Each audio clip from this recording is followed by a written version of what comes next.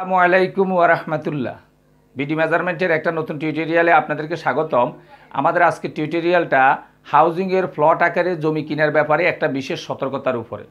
আসলে হাউজিংয়ের জমিগুলো অনেক সময় অনেক সুবিধা হয়, যেমন হাউজিংয়ের মধ্যে একটা প্লট যখন আপনি কিনবেন, আপনি সুবিধা মতো অনেক সময় চওড়া আকারের রাস্তা পাবেন এবং এখানে বিল্ডিংগুলো তৈরি করার ব্যাপারে বিভিন্ন নির্দেশনা থাকে, যার কারণে কেউ এলোমেলো নিজের ইচ্ছা মতো করতে পারে না।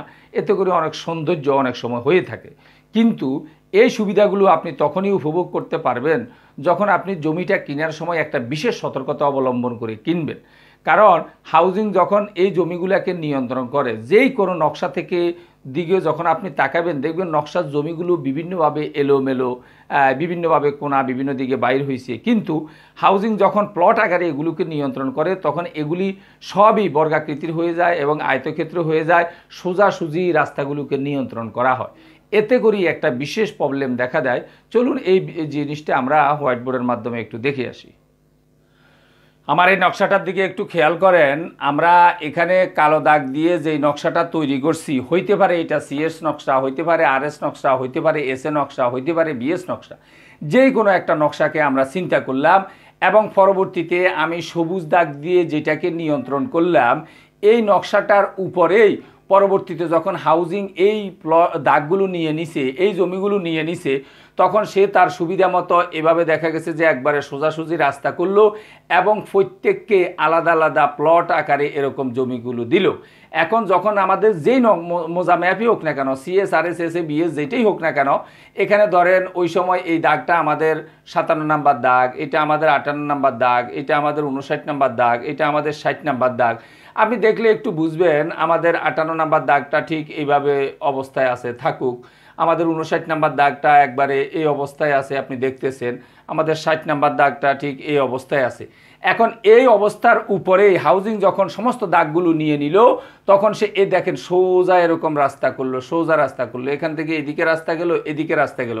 এখন সে তার সুবিধা মতো মানুষকে 5%, 6%, 8%, 10% এরকম বিভিন্ন প্লট দিচ্ছে। ধরেন এটা হইলো 10 নাম্বার প্লট, এটা 11 নাম্বার প্লট, এটা 12 number plot, 13 number plot, 14 number plot, বিভিন্নভাবে প্লটগুলো দিছে। এখন এই প্লটগুলো যে আপনাকে রেজিস্ট্রি করে দেওয়া হইতেছে, আপনি একটু 12 নাম্বার প্লটটার দিকে চিন্তা করেন।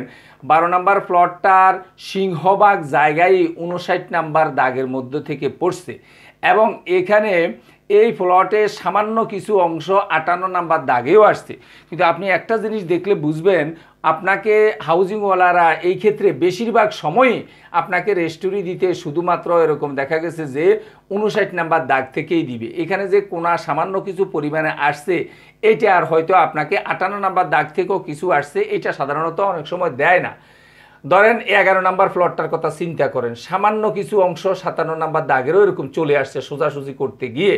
এখন আপনাকে পুরাটাই দেবে, দেখা গেছে যে 58 নাম্বার দাগ থেকে আপনাকে রেজিস্ট্রি দিল এবং 57 নাম্বার দাগ থেকে কোনো রেজিস্ট্রি দিল না। এখন এই যে আপনার আংশিক কিছু অংশ যে পড়লো, ভবিষ্যতে কেউ যদি চ্যালেঞ্জ করে যে আপনি তো আপনার সঠিক দাগের উপরে নাই, যার কারণে দেখা গেছে সে যদি দাগের সঠিক অবস্থানটা বের করে, তখন আপনি দেখা গেছে যে এই প্লট থেকে আবার এদিকেও যেতে পারবেন না, এই প্লট হাউজিংওয়ালারা অন্যদেরকে দিয়ে দিছে। যার কারণে অনেক সময় যদি ও শক্তিশালী লোক হয়, আপনাকে অনেক সময় এই জায়গাটা ছাড়তেও হবে। আবার জরিপের বিভিন্ন প্রক্রিয়াগুলো আসলে তারা যখন একটা নকশা বের করে হাউজিংয়ের নকশাটার উপরে এভাবে আমারটার মতো প্যান্টাগাপ করবে, তখন ওরা দেখবে যে দেখা গেছে যে আপনি আপনার দাগের উপরে পুরোপুরি নাই। এতে করেই দেখা গেছে যে ওরা জরিপ করতে বিভিন্ন প্রকার সমস্যা করবে। ওই পর্যায়ে হয়তো টাকা পয়সা দিয়ে করলেন, কিন্তু দেখা গেছে যে কেউ যদি চ্যালেঞ্জ করে তখন আপনার কিছু ভূমি অনেক সময় এখানে হারাইতে হয়। কিন্তু আপনি দেখেন এই 13 নাম্বার প্লটটা, ধরেন 14 নাম্বার প্লটটা, এই 14 নাম্বার প্লটটা পুরাটাই 59 নাম্বার দাগের মধ্যে আছে, এইটাতে কোনো ভেজাল নাই। 13 নাম্বার প্লটটা চিন্তা করলে পুরাটাই 60 নাম্বার দাগের মধ্যে পড়ছে, এটাতে কোনো সমস্যা নাই। তাহলে এই প্রবলেম থেকে বাঁচার উপায় কি? আপনি কিভাবে, তাহলে কি আমরা হাউজিংয়ে কিনবো না? অবশ্যই কিনবো। কেনার সময় আমি আপনাদেরকে একটা সতর্কতা বলবো, সেটা হলো আপনাকে যেই দাগে যেখান থেকে দেয় এই দাগটার আপনি চতুর্দিক ভালো সার্ভেয়ার দিয়ে চিহ্নিত করে নেবেন যে আপনাকে যে প্লটটা দিতেছে আসলে আপনার ওই প্লটটা কয়টা দাগের মধ্যে পড়ছে, একাধিক দাগে পড়ছে কিনা। যদি একাধিক দাগে পড়ে তাহলে আপনি চেষ্টা করবেন ওই দাগজ হার অনুযায়ী যেই পরিমাণ পড়ছে ওই পরিমাণও যাতে আপনি ওখান থেকে রেজিস্ট্রি নিতে পারেন। না হলে দেখা গেছে যে ভবিষ্যতে এই জিনিসগুলো সমস্যা হয়। এটা বেশিরভাগ লোকেই বুঝবে না, ওরে ফ্লট করে দিছে ও নিয়ে নিবে, কিন্তু একটা জরিপের সময় হোক বিভিন্ন সময় এগুলি সমস্যা হইতে পারে।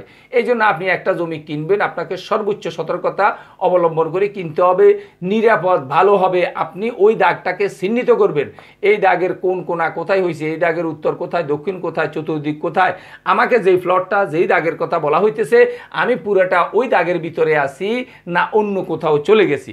এইটা দেখে যদি আপনি কিনতে পারেন ভবিষ্যতে আপনাকে কেউ কোনো সমস্যায় ফেলতে পারবে না এবং দেখা গেছে যে আপনি আপনার দাগে সম্পূর্ণ নিরাপদ থাকবেন। আশা করি বিষয়টা বুঝতে পারছেন এবং এই বিষয়টাকে মাথায় রেখে আপনি হাউজিংয়ের জমিগুলো কিনবেন, তাহলে আশা করি ভবিষ্যতে কোনো সমস্যা হবে না।